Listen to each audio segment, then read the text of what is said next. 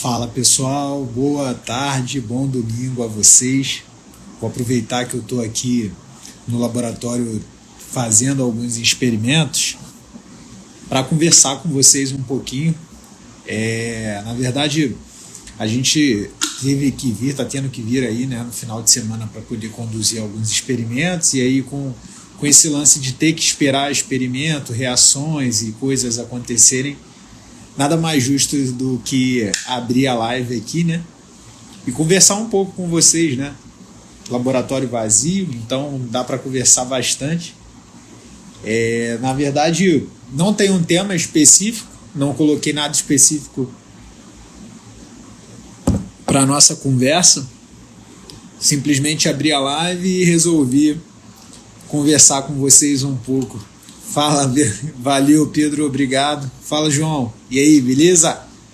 Bom, fiquem à vontade aí, fiquem à vontade para perguntar o que quiser, não tem nenhum tema específico então para a nossa conversa aqui, não tem um objetivo em geral. Então a hora de mandar perguntas aí é agora, a hora de falar o que tiver que falar é agora. Não pretendo ficar muito tempo na live não, mas eu vou deixar ela salva aí para a gente conversar. Pedro perguntou qual o experimento que eu estou conduzindo. Cara, eu estou conduzindo aqui uns blots, né? Na verdade é um experimento que a gente analisa expressão de uma proteína, na verdade de um conjunto, né, de proteínas que desempenham a mesma função ou têm a mesma característica. Então eu estou verificando aqui em diferentes tecidos, né, a expressão de uma proteína-alvo, e na verdade não só uma, né, tem mais 5 pelo menos aí, proteínas-alvos que eu quero estudar. Então estou tendo que dar uma corrida aí com os blots. O que eu posso adiantar quanto a experimento é isso, né, não vou entrar muito em detalhes, mas proteínas relacionadas a diversas funções, a diversas sinalizações, né, induzidas pelo exercício, alterações proteicas, né, que a gente espera. Então é esse tipo de experimento que eu estou vendo, e não só no exercício, mas também em câncer, né, em estudo de câncer de tireoide. Então é esse tipo de trabalho que eu estou fazendo aqui no Lab esse final de semana. Aí a gente está adiantando uns resultados, porque na semana do Natal, entre o Natal e o Ano Novo, a gente não vai vir, né? Eu falo a gente porque tá eu e Carol aqui. Então, nada mais justo, né, do que vir sábado e domingo e prolongar o trabalho aqui no laboratório. Bom, então fiquem à vontade, live aberta, mandem perguntas. Se vocês não mandarem, eu vou comentar sobre o que foi falado no último post que eu coloquei no meu Instagram, que foi sobre processo de emagrecimento. Foi essa questão que muita gente, um dos motivos de muitos de vocês seguirem e acompanharem o trabalho, essa relação, né, com o emagrecimento, de eu falar um pouco mais sobre as evidências por trás de toda essa conversa, né, relacionada ao emagrecimento. Então eu vou conversar com vocês aqui uma coisa que precisa ficar claro. Nixon, o cenário hoje está diferente, o cenário hoje está bem Talking Science literalmente, né? Talking and Practicing, falando e praticando literalmente, né? Está bem diferente. Hoje não é um Talking Science, é uma conversa aqui normal, descontraída, para a gente passar o tempo enquanto as coisas acontecem aqui. E aí a gente aproveita e conversa um pouco mais sobre ciência, sobre opiniões, enfim, bate um papo. Tem gente que acha que construir um nome sólido é só trabalhar e estudar de segunda a sexta. Cara, então, eu sou do tipo, esse tipo de pensamento é muito legal, né? De dar o gás e tudo mais. Boa consideração, Pedro.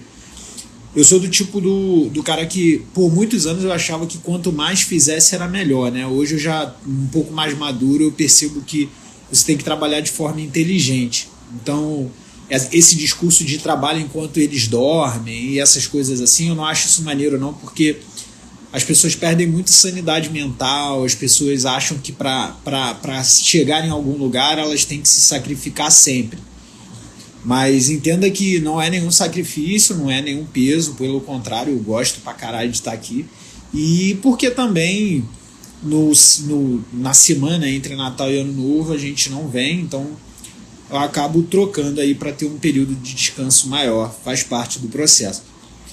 Mas é verdade, de fato você, principalmente quando a gente fala de ciência aqui no Brasil, né, ciência, mercado em geral, requer que o esforço empregado seja muito maior devido à realidade que a gente tem, né? A política que a gente tem, o contexto social, econômico, educacional. Então, todo esforço empregado aqui acaba sempre sendo um esforço maior, em todos os sentidos, seja naquilo que você quer comprar, né? Se você quer comprar um carro, uma casa, se você quer produzir algo relevante, se você quer chegar em algum lugar profissional. Então, sim, o esforço é necessário, mas lembrando que é um esforço inteligente. É por isso que a gente tem que fazer o que a gente gosta, né? Porque imagina se eu não gostasse, se a gente não gostasse e tivesse que fazer essas coisas. Provavelmente as coisas não seriam feitas, né? Deixa eu só trocar aqui uma coisinha rapidinho.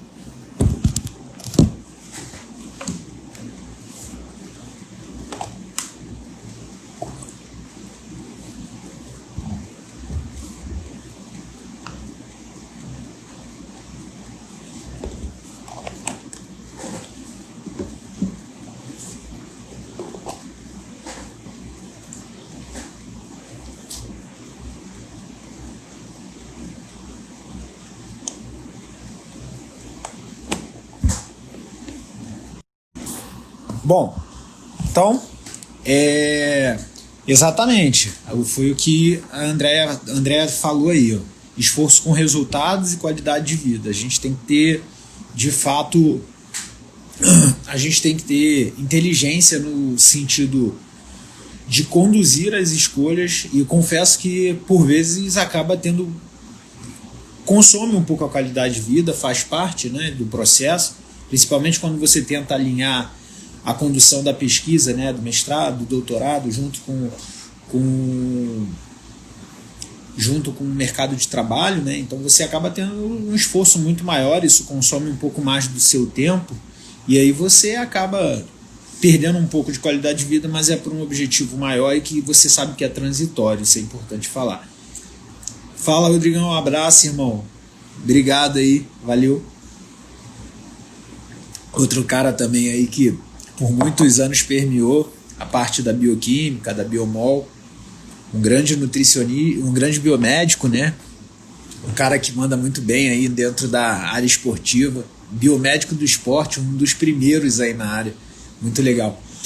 Bom, e aí, galera, quanto àquilo que foi colocado hoje, né? Se vocês que estão aí na live, se vocês olharem o meu feed, vocês vão ver que eu fiz um post hoje sobre, vamos falar de emagrecimento, né? E aí coloquei ali algumas mudanças paulatinas que eu tive no peso e na composição corporal também, mas na imagem está só o peso, e falei um pouco sobre o que as pessoas consideram, né, emagrecer, como as pessoas se equivocam em relação a achar que emagrecimento é um processo rápido ou um processo que depende de intensidade, de que você faça tudo muito rápido, tudo muito...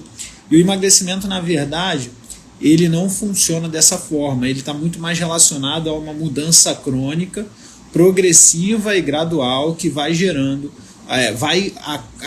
ocorrendo no organismo, né, mediante as modificações funcionais. E aí, nesse post eu falo um pouco sobre como aplicar isso de fato e como trazer isso para uma perspectiva que você consiga trazer um emagrecimento saudável e sustentado para os alunos ou para você mesmo, mostrando com base no que eu venho fazendo aí há pelo menos 8, 10 anos, que é estudando fisiologia, estudando sobre esse processo de emagrecimento, sobre essas perspectivas relacionadas aí à mudança da composição corporal. Professor, eu trabalho em uma academia com pessoas de grupo de risco, principalmente obesos. Nesse período em que nos encontramos, seria viável voltar com os meus alunos sabendo dos riscos? Bom, Fábio, vamos lá. Obesidade e Covid-19. Vamos falar um pouco sobre isso. A gente já sabe que a obesidade ela é um fator de risco para a hospitalização de Covid-19. Eu não estou falando que aumenta a prevalência, não, é fator de risco mesmo. Indivíduos obesos são indivíduos que se hospitalizam e que são os que têm maior prevalência de quadros graves, né, da síndrome aguda respiratória grave, ficam em aparelhos e todos os riscos. Então, quando a gente fala de obesidade Covid-19, o indivíduo obeso ele tem mais riscos de desenvolver as condições clínicas que a infecção viral traz e, consequentemente, desenvolver aí problemas de cunho respiratórios graves ao ponto de precisar de um leito de UTI. Então, por ser um fator de risco, o obeso ele precisa de um cuidado muito maior em relação à prática de exercício físico. Eu, como consideração, com base no que a Organização Mundial da Saúde preconiza e com base no que a gente vem vendo ao longo dessa pandemia, esse obeso, ele, além de ter que se manter ativo, que é fundamental para a saúde física e mental, ele também é importante que ele faça exercício físico para que ele consiga, ao longo desse processo, ter ali ou o processo de atenuação dos efeitos relacionados à obesidade, né? E aí é uma condição que o exercício traz, e também, se ele entra num processo de adequação dietética, é um processo de redução de peso, de perda de peso. Então, com relação à academia, cara, se as medidas de proteção, as medidas de cuidado forem tomadas, cara, tudo bem.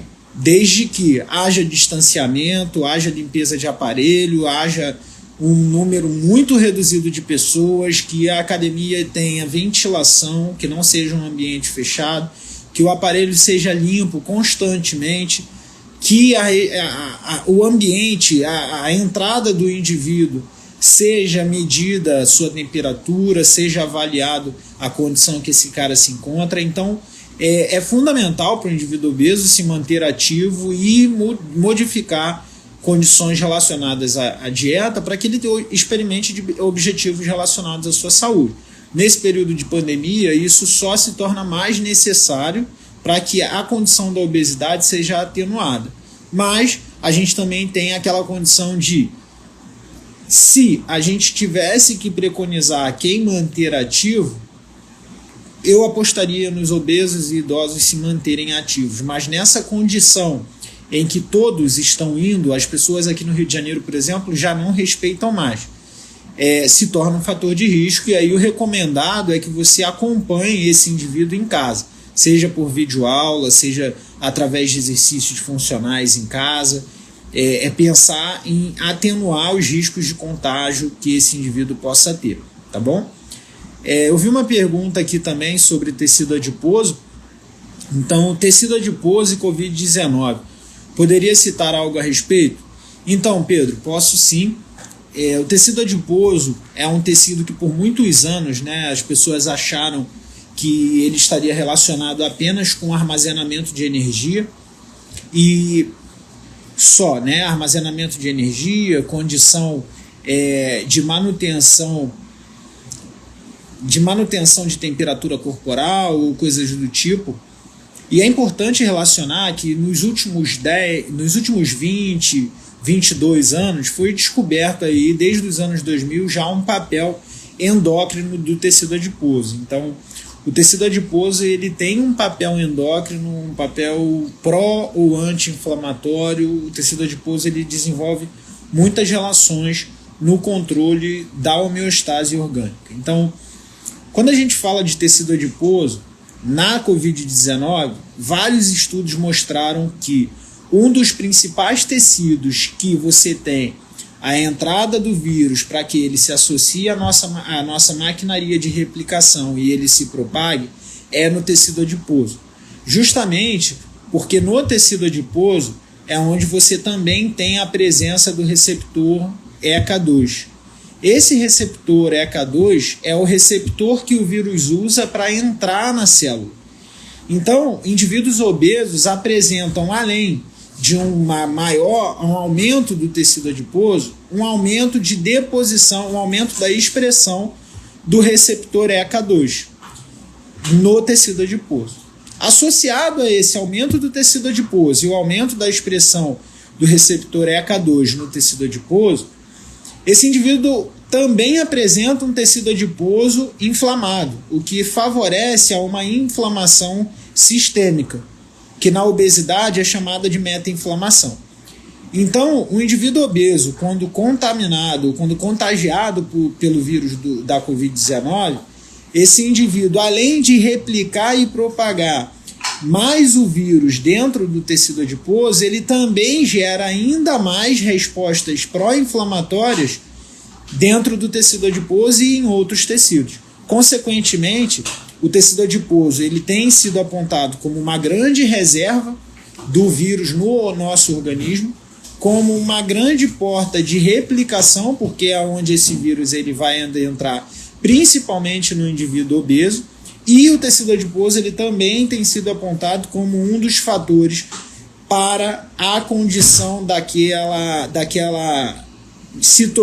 tempestade de citocina, que é um dos quadros da Covid-19, que é quando o indivíduo ele apresenta ali uma alta resposta inflamatória com uma alta ativação do sistema imune. Pelo fato do indivíduo obeso já ser um indivíduo inflamado, consequentemente, esse indivíduo acaba tendo uma resposta inflamatória ainda maior, com uma propagação viral dentro do tecido, uma replicação viral, dentro do tecido ainda maior. Espero que tenha respondido, não sei se ficou claro, mas aumento do tamanho dos adipócitos e da inflamação do adipócito em função, né, da obesidade, por exemplo, é um fator aí crucial para a agressividade, para a severidade da Covid-19. Deixa eu só trocar o meio aqui, é rapidinho, só um minuto.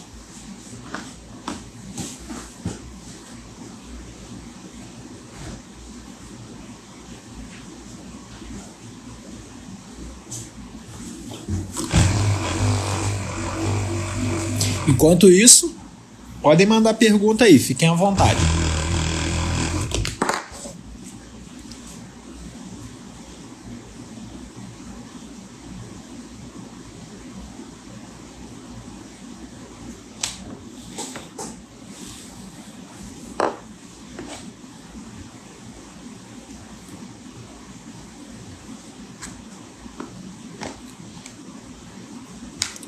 Pô, Pedro, aula eu sei que não foi, cara, porque tecido adiposo é muito bacana, tem muita coisa legal pra gente conversar. Inclusive é o objeto de estudo aqui, para quem não sabe, é o meu objeto de estudo aqui do doutorado, né? Eu estudo tecido adiposo, então talvez por isso que eu consiga falar um pouquinho mais sobre essa condição do tecido adiposo para vocês, né? O principal objeto de estudo que eu faço, é o principal alvo de estudo que eu faço aqui, né? Então, tecido adiposo é sempre muito legal de falar, eu particularmente gosto demais. Não é um tecido muito fácil para estudar, né? Justamente por ser um tecido rico em gordura, né? Triglicerídeo e tudo mais. Esse tecido adiposo, para extrair proteína, para você poder analisar as proteínas presentes nele, como por exemplo organelas também, como mitocôndria, ou qualquer coisa que você queira analisar, né, que é o que a gente faz aqui no laboratório, qualquer coisa que a gente queira analisar, se faz necessário uma grande quantidade de tecido e, consequentemente, você acaba precisando trabalhar muito e muito mais aí. É sempre um trabalho muito maior trabalhar com tecido adiposo, mas é muito, muito maneiro. Fala, Leozão, um abraço, cara.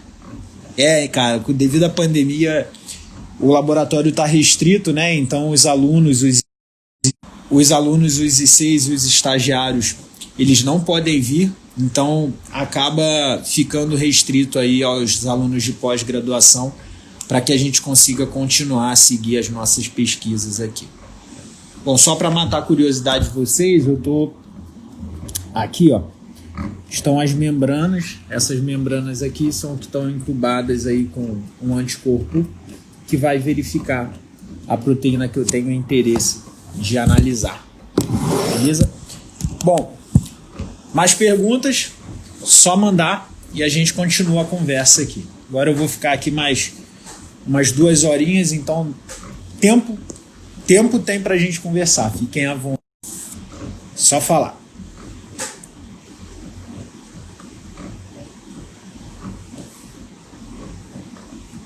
Deixa eu ver se tem mais alguma pergunta aqui.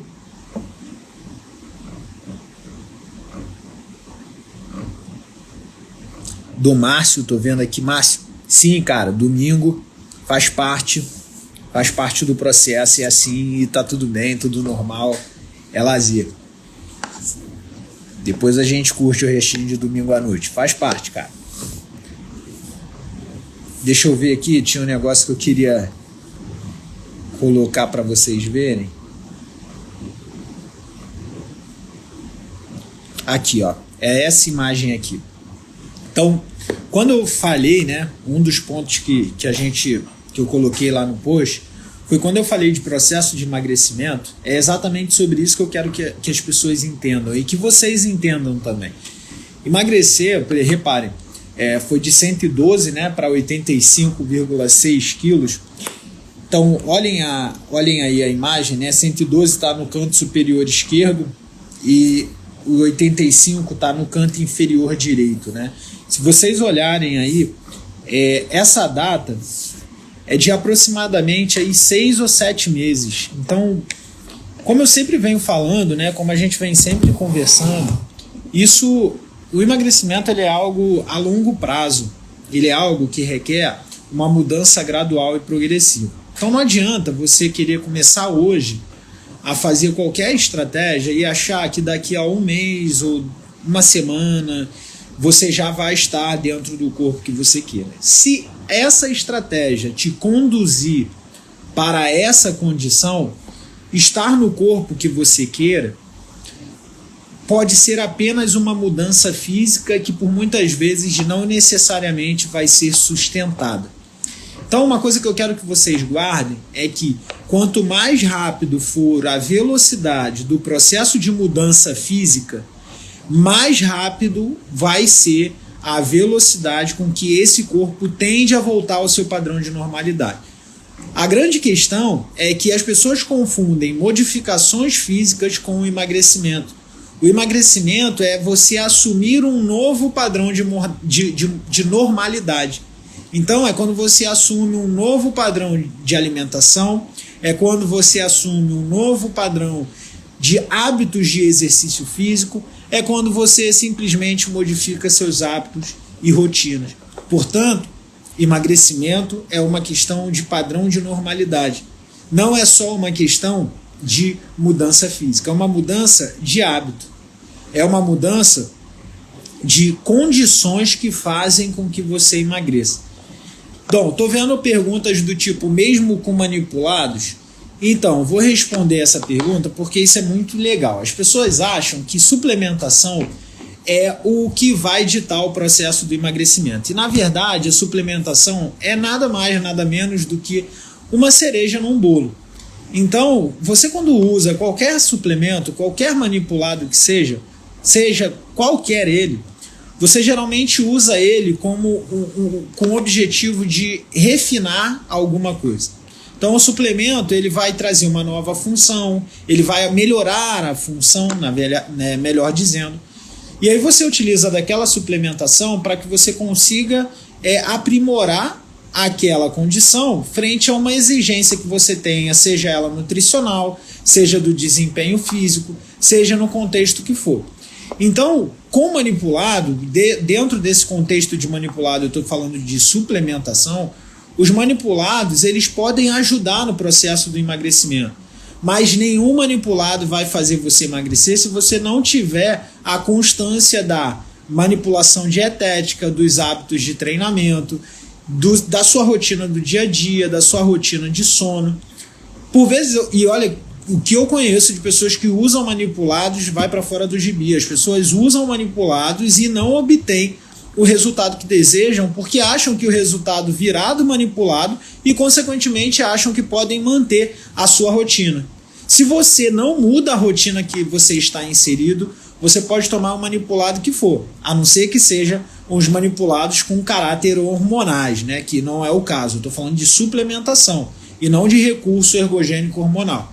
Se você não muda a sua rotina, você não vai emagrecer, você não consegue modificar dentro de um contexto de um emagrecimento saudável, que é muito além da mudança física e, como já conversado, também relacionado à mudança mental, à mudança de rotina, à mudança de sono, à mudança de hábitos, mudança em geral.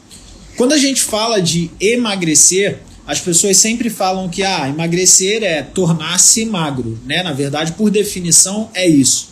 E quando a gente fala em tornar-se magro ou se tornar magro, a gente está falando de ter um corpo magro. E, na verdade, quando eu falo emagrecer saudável ou emagrecimento saudável, é você se tornar magro de forma saudável. Então, é exercício, alimentação, e não necessariamente achar que todo magro é saudável. Então, dentro desse contexto de emagrecimento saudável, ser magro saudável requer rotinas saudáveis, exercício, alimentação, sono e dentre outros fatores relacionados. Então, para que o indivíduo se torne algo, ele tem que praticar aquilo que ele quer se tornar, em todos os sentidos. Se você quer se tornar um pesquisador, um cientista, você tem que praticar a pesquisa e a ciência. Se você quer se tornar um professor, você tem que praticar a lecionar, você tem que dar aula. Se você quer se tornar um treinador, você tem que praticar para ser um treinador. Se você quer se tornar magro, saudável, você tem que praticar condutas e hábitos que vão conduzir para o emagrecimento e para uma vida saudável, beleza?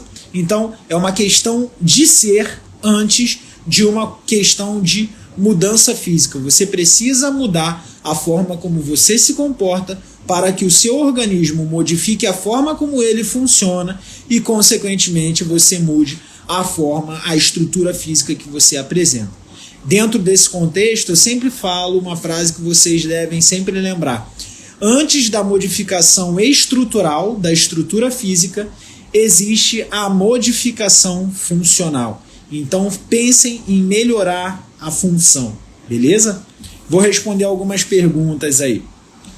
Professor, você acha importante associar ajuda psicológica em casos mais graves de obesidade? Porque geralmente tem outros gatilhos, como ansiedade, depressão e etc. Bom, Mel Zamboni, vamos lá. Dentro do contexto da obesidade é fundamental, é extremamente necessário o trabalho de profissionais associados de ordem multidisciplinar. Por isso que eu falo que ninguém emagrece sozinho. Você precisa de um acompanhamento para que você tenha um emagrecimento saudável. E dentro desse contexto multiprofissional, a gente tem o psicólogo. É fundamental entender o que esse indivíduo, por que esse indivíduo ele come da forma que come ou condiciona a comer daquela forma, que por muitas das vezes pode estar relacionado com gatilhos emocionais, ansiedade, depressão e dentre outros vários fatores que fazem com que esse indivíduo tenha uma relação de recompensa e prazer com o alimento. A galera que está na comunidade do emagrecimento aí, que fez o meu curso de emagrecimento, eu mostrei como algumas evidências que mostram que o emagrecimento, a engorda, está associada a esses gatilhos emocionais com o alimento e como, numa perspectiva fisiológica, isso é alterado ao ponto de fazer um indivíduo obeso comer mais e não se sentir saciado. Então, respondendo sua pergunta, é fundamental o trabalho do psicólogo, não só para o indivíduo que está em obesidade grave, mas para o indivíduo obeso, sobrepeso, para indivíduos em geral que apresentam níveis de ansiedade e de relação afetiva com a alimentação que seja uma relação compulsiva. É extremamente necessário. Vamos lá. Professor, a partir de quando já é considerado emagrecimento? Após 1, 2, 3 anos? tendo o mesmo peso corporal. Cara, o emagrecimento ele é um processo constante, né? Então, na verdade, por isso que eu falo que não existe o emagrecimento antes e o depois. O emagrecimento ele é um processo que você sustenta ao longo da vida. O emagrecimento nada mais é do que ele está relacionado à modificação da estrutura física, mas a gente precisa entender que ele não é só modificação de estrutura física. Ele é consequência da modificação funcional do nosso organismo. Isso é preciso ficar claro. Então, vamos lá.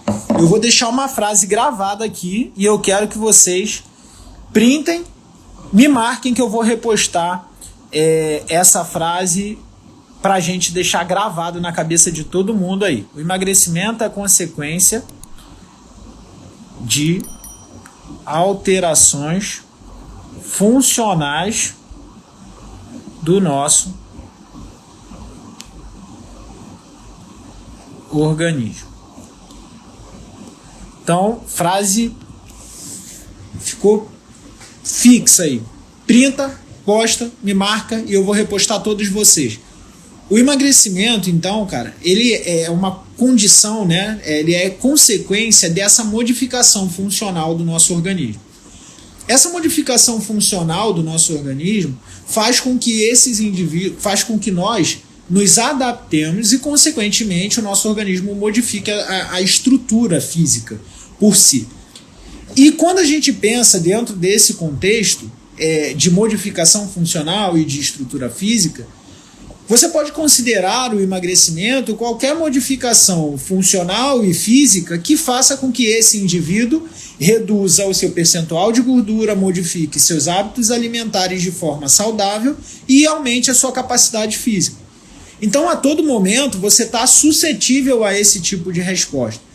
Mas é claro que, por definição, emagrecer está relacionado a modificar peso e modificar composição corporal. Então, se tratando de um indivíduo gordo, um indivíduo obeso, ou qual condição que esse indivíduo estiver, o emagrecer desse indivíduo é quando ele consegue mudar o seu peso, mudar a sua composição, associado a isso, mudando os seus hábitos. Beleza?